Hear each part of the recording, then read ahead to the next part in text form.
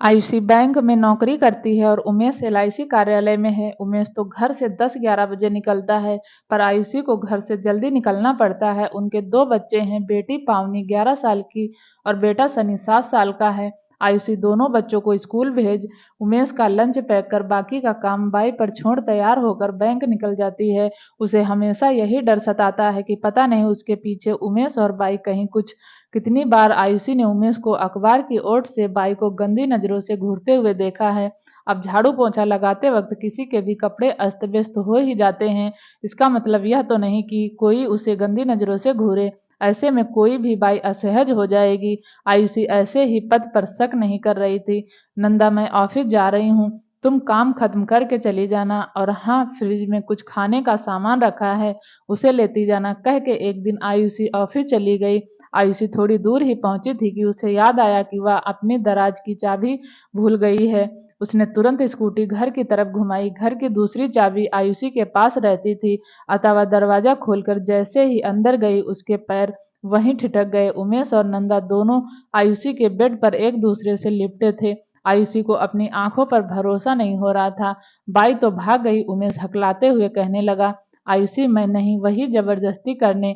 आयुषी ने बिना उमेश की पूरी बात सुने एक जोरदार थप्पड़ उसके गाल पर दे मारा और फिर कहने लगी, शर्म नहीं आती तुम्हें झूठ बोलते हुए, बिना तुम्हारी मर्जी के। वाह, और तुम, छी छी, कह आयुषी अपने आंसू पोंछते हुए आगे बोली, उस दिन को कोसती हूँ मैं जिस दिन मेरी तुमसे शादी हुई थी। आयुषी ऑफिस तो चली गई, पर अपनी तबीयत खराब होने का बहाना कर तुरंत घर आ गई। पूरा दिन और रात वह सिसकती रही, किसी से कुछ नहीं कहा, न ही अपने बच्चों को इस बारे में कुछ पता लगने दिया। वह सोचने लगी कि कभी बच्चों को अपने पापा की इन गंदी हरकतों का पता चला तो दोनों नफरत करेंगे उनसे। उमेश की तो अब हिम्मत ही नहीं थी कि वह आयुषी के सामने जाए। आयुषी बच्चों को सुबह स्कूल भेजकर घर का सारा काम खत्म कर ऑफिस चली जाती थी। कोई भी काम वाली सुबह आने को तैयार नहीं थी। सब यही कहती थी कि 9 बजे के बाद ही आ सकती हैं। आयुषी का मन तो करता कि नौकरी छोड़ दे, पर बच्चों के स्कूल और पढ़ाई पर जो मोटा पैसा खर्च होता है वह कहाँ से आएगा। आसमान छूती महंगाई के युग में एक ही कमाई से घर चलाना संभव नहीं था। एक बाई आई भी, पर कुछ दिन काम करके छोड़ गई। वही बात, सुबह 8 बजे नहीं आ सकती। आयुषी की तो कमर जवाब देने लगी। आखिर वह घर बार कितना करेगी। आयुषी ने अपनी सहेली वैशाली से बाई के बारे में पूछने के लिए फोन किया तो उसने बताया, हाँ, एक बाई आती तो है मेरे घर काम करने, पर वह थोड़ी बूढ़ी है, अगर तुम कहो तो भेज देती हूँ। वैशाली की बात सुनकर आयुषी खुश हो गई। उसे यही तो चाहिए था। वह मन ही मन मुस्कुराई कि उमेश अब बूढ़ी औरत को क्या घूरेगा। कांताबाई दूसरे दिन से ही काम पर आने लगी। अब आयुषी को कोई फिक्र नहीं थी। सब कुछ सुचारू रूप से चल रहा था। कांताबाई 2-3 दिनों से नहीं आ रही थी। वैशाली से पता चला कि उसकी तबीयत ठीक नहीं है, इसलिए कुछ दिनों बाद आएगी। सुनकर आयुषी के पसीने छूट गए। कांताबाई एक रोज किसी और को लेकर आई और कहने लगी, मैडम जी, यह मेरी बहू है रूपा, अब से यही आपके घर काम करेगी। कांताबाई, जब आपकी तबीयत ठीक हो जाएगी तब तो आओगी ना काम पर। आयुषी ने पूछा, मैडम जी, अब मुझसे काम नहीं होता, गठिया की शिकायत है, मुझे काम करती हूँ तो दर्द और बढ़ जाता है, मगर आप चिंता ना करो, मेरी बहू मुझसे भी अच्छा काम करेगी। कांताबाई ने कहा। आयुषी ने हाँ तो कह दी, पर फिर वही शर्त कि सुबह 8 बजे आना पड़ेगा। रूपा मान गई। रूपा काम तो अच्छा करती थी, पर आयुषी को डर लगता रहता था कि उमेश की गंदी नजर कहीं रूपा पर भी ना पड़ जाए। रूपा थी भी बहुत खूबसूरत, और फिर उम्र भी ज्यादा नहीं थी, यही कोई 22-23 साल। आयुषी के सामने ही वह काम करके चली जाती थी। आयुषी रविवार के दिन रूपा से खाना बनाने में भी मदद ले लिया करती थी। रूपा का व्यवहार भी अच्छा था। आयुषी हमेशा उसे कुछ न कुछ दे देती थी, जैसे पुराने सलवार सूट, चूड़ियां, बिंदी, लिपस्टिक आदि। रूपा भी बहुत खुश रहती थी। आयुषी को वह अब मैडम जी नहीं, दीदी कहकर बुलाने लगी थी। आयुषी ने जब एक दिन रूपा से पूछा कि तुम्हारा पति क्या करता है, तो बोली, दीदी, मेरा मर्द मजदूरी करता है, हमारी शादी के अभी 2 साल ही हुए हैं। रूपा अपने मायके, ससुराल, नाते रिश्तेदारों सबके बारे में बताती रहती थी। आयुषी अब रूपा पर भरोसा करने लगी थी, परंतु उसे अपने पति पर कतई भरोसा न था। रूपा को आयुषी के घर काम करते हुए करीब 7 महीने हो चुके थे। अब तो रूपा कभी कभार लेट भी आती तो आयुषी कुछ नहीं कहती थी। उसे लगता था कि अगर रूपा ठीक है तो उमेश कुछ नहीं कर सकता है। रूपा अब बड़े सलीके से सज धज कर रहने लगी थी। आयुषी ने एक दिन पूछ ही लिया, रूपा आज तो तुम बहुत अच्छी लग रही हो, और यह तुम्हारा सलवार सूट भी कहाँ से खरीदा? बहुत ही सुंदर रंग है। रूपा कहने लगी, दीदी मेरी माँ ने दिया था।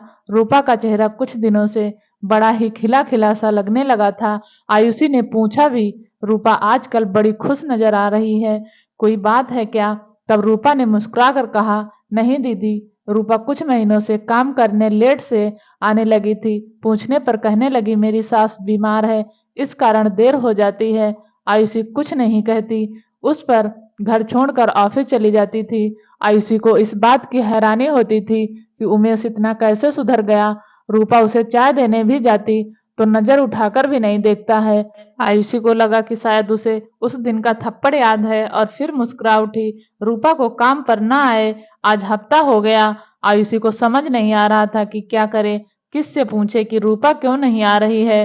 फिर याद आया कि वैशाली से पूछती हूँ। वैशाली ने कहा कि उसके घर भी रूपा कई दिनों से नहीं आ रही है। उसने यह भी कहा कि रूपा का घर आयुषी के घर से थोड़ी दूर पर ही है, जाकर पूछ ले। आयुषी को लगा कि वैशाली सच कह रही है, उसे जाकर देखना चाहिए कि क्यों नहीं आ रही है, और वह काम पर आएगी भी या नहीं। सकरी सी गली में एक कमरे का घर, एक खटिया पर कांताबाई लेटी थी।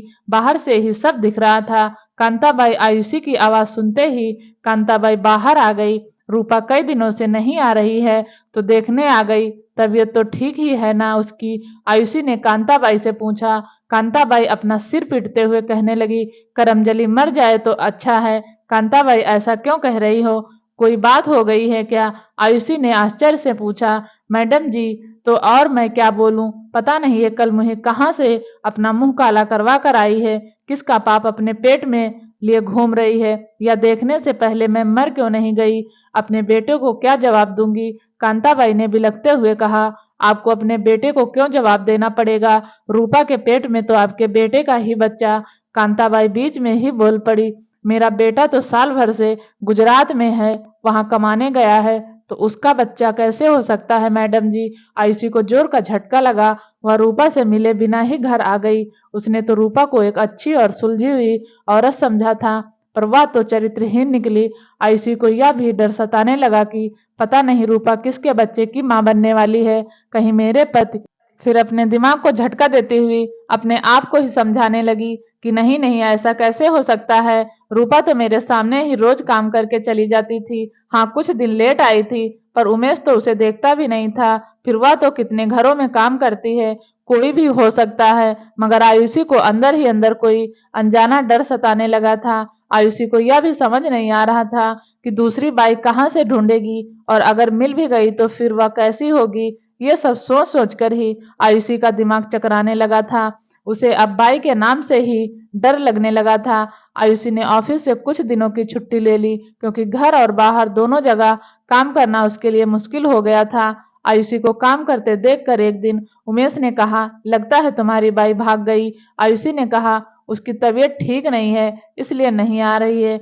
अरे, यह तबीयत खराब तो एक बहाना है पैसे बढ़वाने का। जानती हैं कि तुम औरतों का उसके बिना काम। उमेश को देखकर बोल रही थी और उसका चेहरा भी पढ़ने की कोशिश कर रही थी।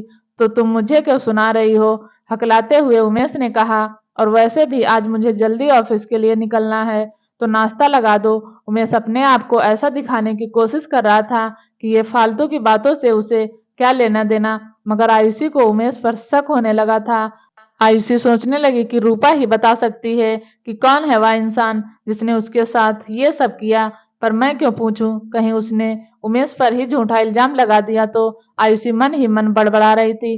कांताबाई को अचानक अपने घर आए देखकर आयुषी डर गई। बोली, क्या बात है कांताबाई? मैडम जी, मैंने अपनी बहू को बहुत मारा पीटा कि बताओ कौन है इसका जिम्मेदार, वरना तुझे तेरी माँ के घर भेज दूंगी। आयुषी के दिल की धड़कनें बढ़ती जा रही थी। बोली, तो मुझे क्यों सुना रही हो कांताबाई? फिर एक सवालिया नजरों से वह कांताबाई को देखने लगी। मैडम जी, मुझे माफ कीजिए, पर रूपा ने आपके साहब का ही नाम बताया है। कांताबाई, पागल हो गई हो क्या जो ऐसी बातें कह रही हो? और आपकी बहू, उसे मैंने क्या समझा था और क्या निकली?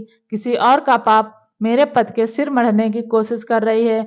आयुषी ने तैस में आते हुए कहा, मैडम जी, मैं झूठ नहीं बोल रही हूँ, रूपा ने जो कहा वही बता रही हूँ, और मैं उसे डॉक्टर के पास भी लेकर गई थी गर्भपात करवाने, पर डॉक्टर ने कहा कि अब गर्भपात नहीं हो सकता है, टाइम ज़्यादा हो गया है। आप ही कुछ करो मैडम जी, नहीं तो मुझे सबको आपके पति की करतूत बतानी पड़ेगी। एक तरफ से कांताबाई ने धमकी देते हुए कहा। वह भी बेचारी क्या करती, जो उसे समझ आया कहकर चली गई। कांताबाई तो चली गई, पर आयुषी को ढेरों टेंशन दे गई। अपने पति का चरित्र तो उसे पहले से पता था, बेशर्म कहीं का, सुधरने का ढोंग कर रहा था और मेरे पीछे छी। अपना ही सिर पकड़कर आयुषी चीखने लगी कि अब क्या करूं। जब शाम को उमेश घर आया तो आयुषी ने उसे कांताबाई की कही सारी बातें बता दी। उमेश कहने लगा, झूठ बोल रही है वह औरत, एक रोज मुझसे ही पैसा मांगने लगी कि मेरी सास बीमार है, डॉक्टर को दिखाना है, मुझे दया आ गई तो दे दिए, फिर तो वह हमेशा पैसे की मांग करने लगी।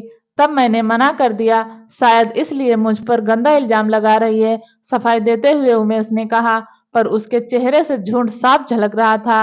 कांताबाई तो अपनी बहू का गर्भपात भी कराने गई थी, लेकिन डॉक्टर ने यह कहकर मना कर दिया कि समय ज्यादा हो गया है, जान को खतरा हो सकता है। फिर अब तो एक जांच से पता चल सकता है कि बच्चे का बाप कौन है। अपनी नजरें उमेश पर गड़ाते हुए आयुषी ने कहा, मुझे ये सब क्यों सुना रही हो? मैंने कहा ना कि मैंने कुछ भी नहीं किया है, बार बार मुझे ये बातें ना सुनाओ। उमेश ने अपनी नजरें चुराते हुए कहा। आयुषी रात भर करवटें बदलती रही। देखा तो उमेश भी नहीं सोया था। आयुषी को अपने दोनों बच्चों का भविष्य अंधकार में डूबता नजर आ रहा था। उसकी समझ में नहीं आ रहा था कि क्या करे। दोनों बच्चों को स्कूल भेजकर और उमेश के ऑफिस जाने के बाद आयुषी ने कांताबाई के घर का रुख किया। कांताबाई, क्या मैं अंदर आ सकती हूँ? बाहर से ही आयुषी ने आवाज देते हुए कहा। कांताबाई आयुषी को अंदर अपनी कोठरी में ले गई। आयुषी ने कहा, रूपा, अगर तुम सब सच सच बताओगी तो मैं तुम्हारी मदद करने को तैयार हूँ। दीदी, पहले तो आप मुझे माफ कर दो।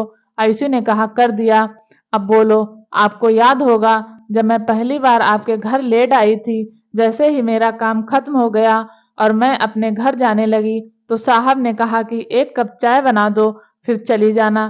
चाय देकर मैं जाने लगी तो वे बोले कि रूपा, थोड़ी देर बैठो। फिर मेरी बनाई चाय की तारीफ करने लगे। फिर कहने लगे कि तुम्हारी दीदी यानी आप इतनी अच्छी चाय नहीं बना पाती हैं। चाय क्या, उसके ना बनाए खाने में भी स्वाद नहीं होता है। फिर कहने लगे कि मैं आपको कुछ ना बताऊं। वे अब रोज मेरी तारीफ करने लगे। बोलते बोलते रूपा चुप हो गई।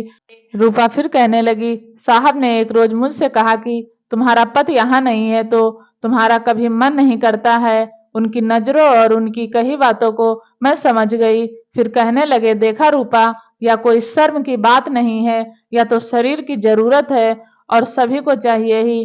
तुम्हारी दीदी तो मेरे साथ बैठना भी पसंद नहीं करती है। साहब रोज मुझे पैसे पकड़ा देते थे, कहते थे कि अपनी दीदी को कुछ ना बताना, कभी भी किसी चीज या पैसे की जरूरत हो तो मुझसे मांग लेना, बिल्कुल संकोच मत करना। तुम जरा लेट ही काम करने आया करो, इसी बहाने तुम्हारे हाथों की बनी चाय पीने को मिल जाया करेगी।